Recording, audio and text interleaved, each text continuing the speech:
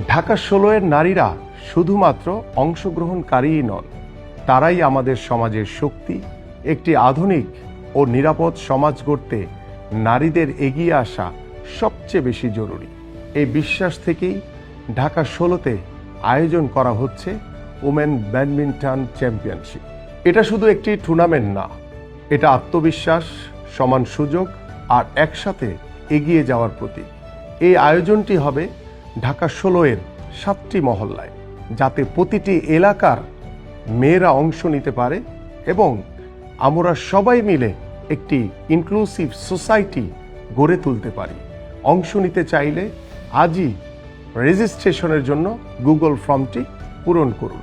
চলুন খেলার মাঠ থেকেই নারীদের জন্য একটি নতুন সম্ভাবনার পথ তৈরি করি।